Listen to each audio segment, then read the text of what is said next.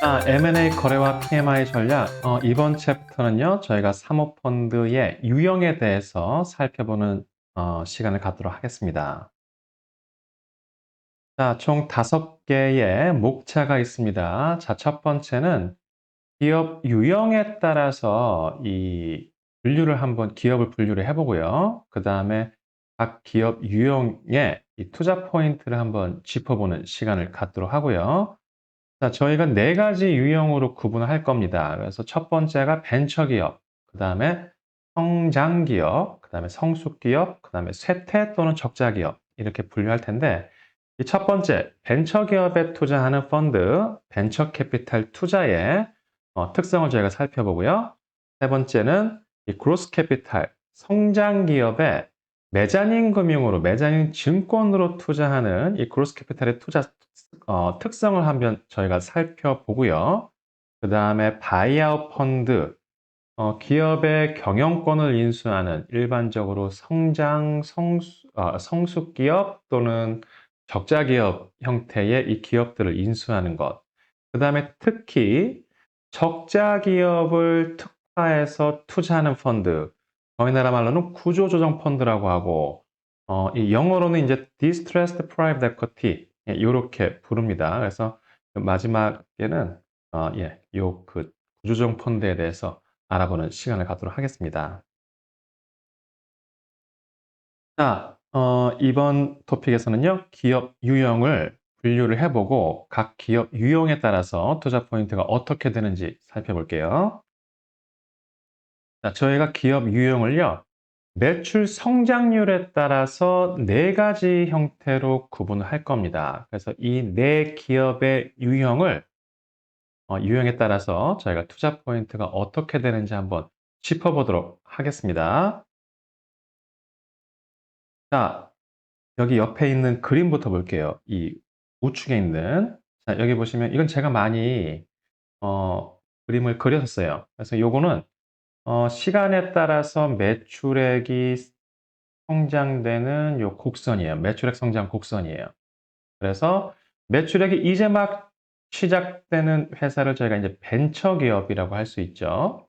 그다음에 매출액이 굉장히 높은 성장률에 따라서 성장하는 기업, 이제 성숙기업이죠. 저희가 여기에 투자하는 어떤 이런 특화된 것을 저희가 그로스 성장 투자, 그로스 투자 이렇게 얘기도 하죠. 그다음에 블루칩에 투자한다. 이제 이것들이 보통 이 성숙된 회사에 투자를 한다는 거고요. 그다음에 매출액이 줄어들기 시작하는 것은 저희가 declined, 그러니까 이제 쇠퇴되는 거예요. 그래서 쇠퇴가 좀 오랫동안 되면 이제 적자까지 발생을 하죠.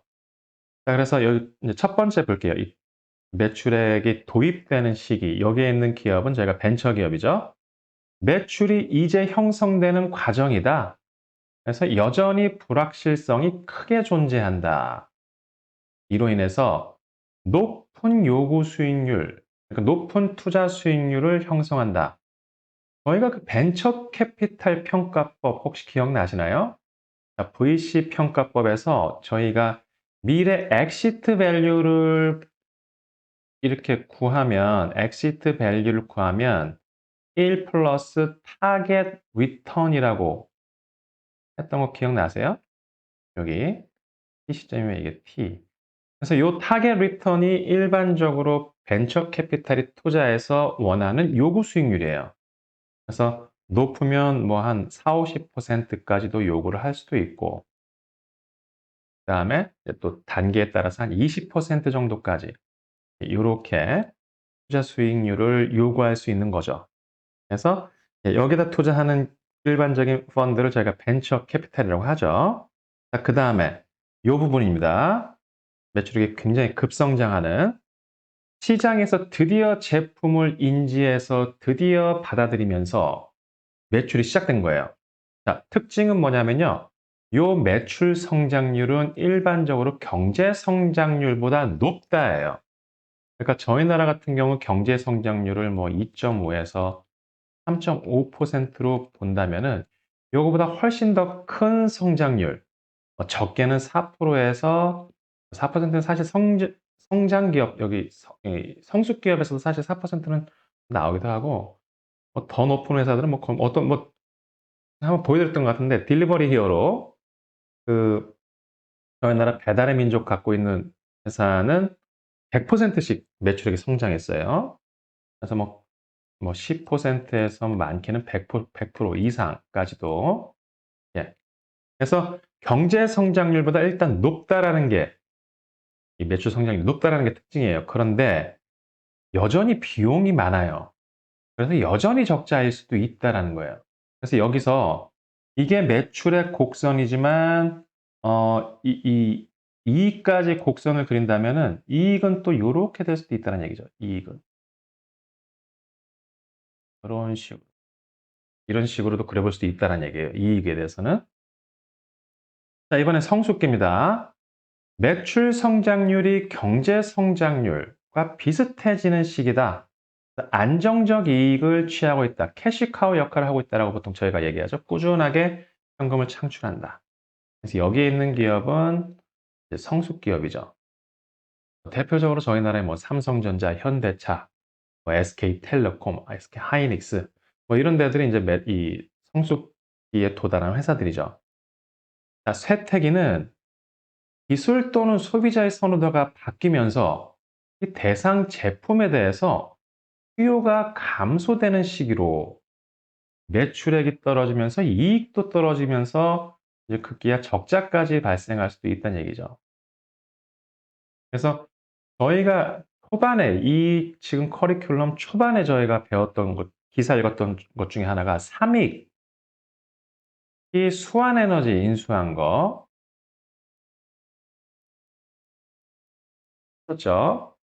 삼익 같은 경우 기존의 악기, 피아노 이런 것들이 이 기술도 디지털화되고 소비자의 선호도도 좀 더 그쪽으로 가게 되면서 이 뭐랄까 이 기존의 사업이 일단 쇠퇴기로 접어든 거죠. 이게 경기 순환적인 건지 아니면 영구적인 건지는 모르겠지만 어쨌든 그러면서 신종 사업으로 진출하기 위해서 이 스코프 딜이라고 했죠.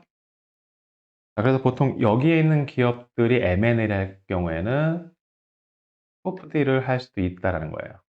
여기 있는 기업들이 할 때는 스케일 딜도 몸집을 더 키우겠다라는 거죠.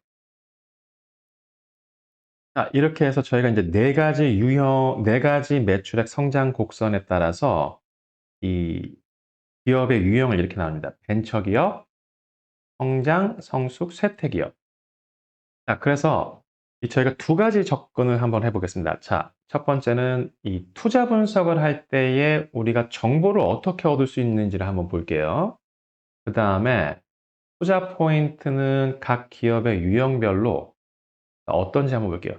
자, 여기서 한번 저희가 읽기 전에 혹시 이 네 가지 중에서 이 네 가지에 투자하는 펀드의 형태를 저희가 여기다 VC, 이 크로스 펀드, 여기에는 바이아웃 펀드, 이 구조종 펀드 이렇게 1, 2, 3, 4가 있을 때 혹시 그 투자 검토하는 것이 가장 까다로운 기업이 1, 2, 3, 4 중에서 어디에 해당될 거라고 생각을 하시나요? 내가 벤처기업 투자한다. 성장기업 투자한다. 성숙기업 투자한다. 쇠퇴기업 투자한다. 이때 가장 까다로울 것 같은 거. 벤처기업입니다. 벤처기업. 이유는 바로 나와요. 데이터가 너무 부족해요. 많은 부분을 내가 평가해야 돼요. 내가 정성적으로 판단해야 돼요. 그래서 벤처기업 같은 경우는 이 내부자 접근을 하지 않는 이상 이 외부에서만 보고 판단하기가 어려워요. 왜냐하면 정보가 없어요. 그래서 벤처기업은 일반적으로 외부 투자자들이 투자하기는 어렵고 실제 그 내부자로부터 그 정보를 얻을 수 있는 엔젤 아니면 벤처 캐피탈들이 주로 투자하는 거죠.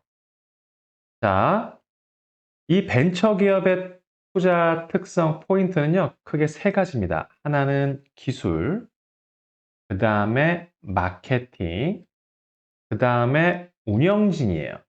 자, 근데 요 첫 번째 해석이 정말 중요합니다. 첫 번째 해석. 기술이 좋은 회사를 투자하냐? 아니에요. 이 기술에 이 기술이 시장에서 니즈가 있느냐? 이걸 먼저 봐야 됩니다. 그래서 요 앞단에 나온 말. 회사가 갖고 있는 기술에 대한 시장에 니즈가 있느냐? 이게 정말 중요해요.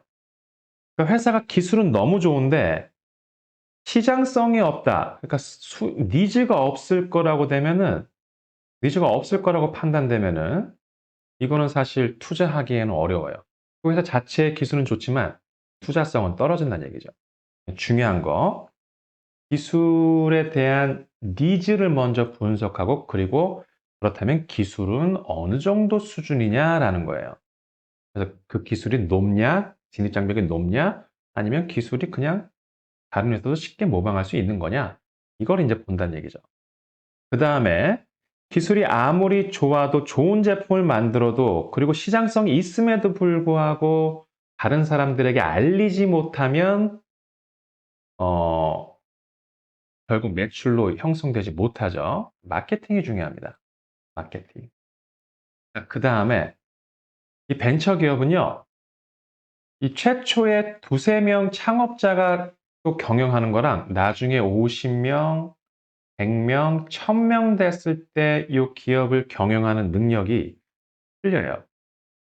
저는 개인적으로 벤처 투자를 저는 좀 해봤었기 때문에 이 최초에 정말 잘하다가 요 50명, 100명 될 때 기업이 조직 관리를 잘 못해서 요 기업이 좀 안 좋아지는 것도 몇 번 봤고 그래서 기업을 매각하겠다라고 하는 분들도 저는 자주 봤어요. 그래서 요 운영 관리 능력, 핵심 경영진의 능력 요걸 보는 게 굉장히 중요해요. 요거는요, 저희가 이 기술 저희가 이게 기업 가치 평가 시간이 아니죠. 예. 이건 기업 가치 평가 시간에 저희가 그 기술 경영진에 대해서 한번 좀 보는 시간이 있는데, 그러니까 기술 기업은 도대체 기술 기업의 이 기술 인력들은 어떻게 봐야 되냐? 이건 질적 평가를 해야 되는데 뭐 여러 가지 좀 뭐 그것이 완벽하진 않지만 그래도 모르는 것보다 기준을 갖고 좀 평가하는 게 좋긴 좋거든요. 예, 생각해 보니까 그게 기술 가치 평가에 나오는 커리큘럼이네요.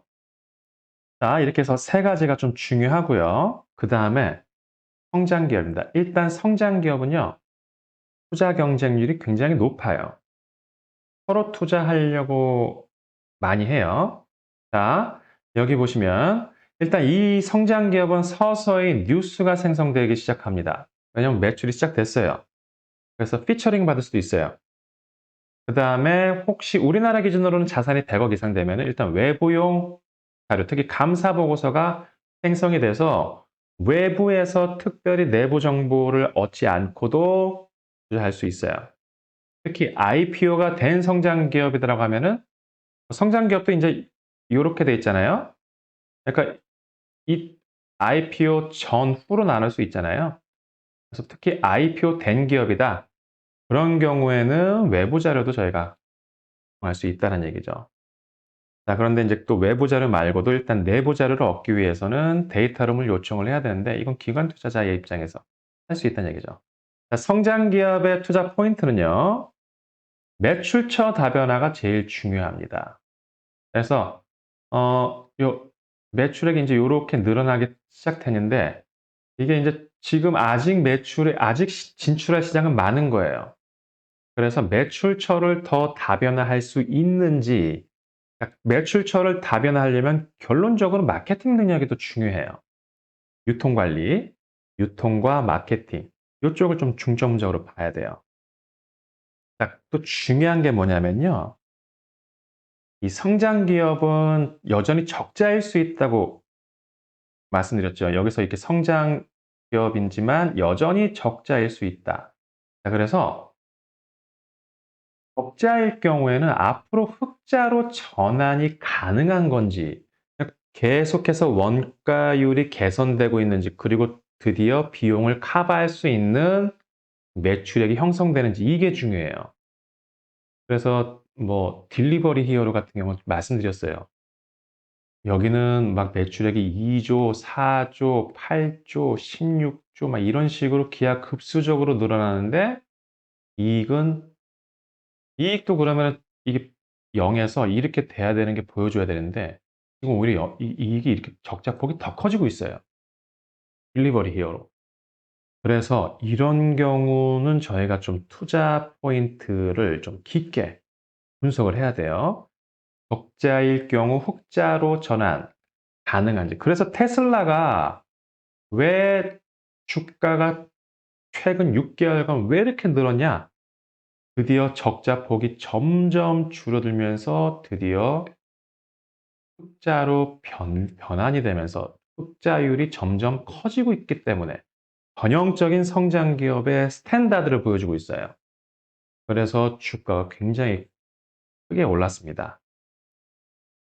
자, 그다음에 이제 성숙 기업과 쇠퇴 기업은 좀 같은 이 정보 접근성을 갖고 있어요. 일단 쇠퇴 기업 자체가 한때는 성수기였기 때문에 자, 일단 외부용 자료와 뉴스가 좀 많이 형성이 되어 있습니다. 그래서 외부에서 검토할 수 있는 것도 많아요. 특히 상장 기업인 경우에는 뭐 사업 보고서나 감사 보고서, 공시 자료를 생성할 수 있고 이제 특별히 바이아웃 하기 위해서는 일단 내부 자료를 봐야 되는 거죠. 그런데 일반적으로 주식 투자자들 그냥 마이너 지분만 투자할 경우에는 사실 이 리서치 이제 제3자가 쓴 리서치 리포트나 이 사업 보고서 등을 읽고 외부에서도 일단 그 마이너 지분을 투자할 수 있을 만한 정보는 얻을 수 있다라는 거죠. 자, 성숙 기업부터 보면 성숙 기업의 투자 포인트는 가장 중요한 말이 요 사업 다각화 활동 요게 키포인트예요. 자, 그래서 성숙 기업은 말 그대로 이제 그 매출액 성장률이 요 경제 성장률과 비슷해지는 거라고 그랬죠. 그래서 일단 사업의 지속 가능성과 요 제품의 생명 주기가 중요해요. 혹시 지금 매출액은 일단은 그래도 좀 성장을 하고 있는데 혹시 나중에 쇠퇴되는 거 아니야? 지금 대표적인 산업이 일단 자동차 산업을 저희가 볼 수 있죠. 내연차는 점점 줄어들 수밖에 없고 전기차로 글로벌 환경 문제가 대두되면서 이 글로벌적으로 지금 제가 여기 영국에 있는데 영국에서는 2025년 이후로는 내연차를 팔 수가 없어요. 전기차밖에 안 돼요. 판매가. 이제 중고차로만 거래되겠죠. 그래서 또 언제 이후로는 이제 중고차 자체도 못 하게 되는 때가 와요. 그렇기 때문에 그런 경우가 이제 생명조기가 그래서 이제 자동차 기업은 이제 유럽 같은 경우는 빨리 전기차로 전환을 해야 되는 거죠. 자, 그래서 매출액 증대를 위해서 이 사업 다각화가 굉장히 중요합니다. 사업 다각화의 주요 활동은 연구개발 활동, 그 다음에 신규 라인을, 신규 제품을 생산하기 위한 신규 라인 투자, 자본적 지출, 아니면 M&A를 얼마나 효율적으로 하는지를 봐야 되는 게 이게 성숙 기업의 투자 포인트예요. 자, 쇠퇴 기업이 조금 복잡한데요. 자, 일단 쇠퇴 기업은요. 쇠퇴의 이유를 저희가 크게 세 가지로 볼 수 있습니다. 그래서 어떤 이유냐에 따라서 우리가 투자를 할지 말지를 결정을 해야 돼요. 자, 쇠퇴의 이유는 크게 세 가지인데 하나는 기술 자체의 사양화 아니면 요 사이클을 타고 있는 중에 지금 여기다라는 거, 경기순환적. 아니면 혹시 내부적인 경영 실수로 인해서 자, 그럼 한번 생각해 볼게요. 우리가 만약에 지금 한 1,000억을 갖고 있고 투자 대상이 딱 있어요. 근데 쇠퇴의 이유가 딱 경기 사양에 직면한 회사 1번, 지금 사이클 이렇게 되는데 지금 여기에 있는 것 같은 회사 2번, 그다음에 3번은 원래 괜찮다가 내부적으로 경영을 잘 못해서 다운된 회사가 3번이라고 할게요. 자, 그러면은 1,000억을 투자할 때 1번, 2번, 3번 중에서 어느 것을 경영권을 인수하는 게 좋을까요? 자, 지금 일반적으로 경영을 정상화시킬 수 있는 능력만 있으면 요 내부적인 일시적인 뭐랄까, 실수 때문에 잠깐 기울어진 기업이 차라리 경영을 정상화시키기엔 더 편합니다. 그래서 일반적으로 구조조정 펀드가 원하는 투자의 대상은 일반적으로 일시적인 경영의 효율성이 떨어진 회사들을 타깃으로 잡고요.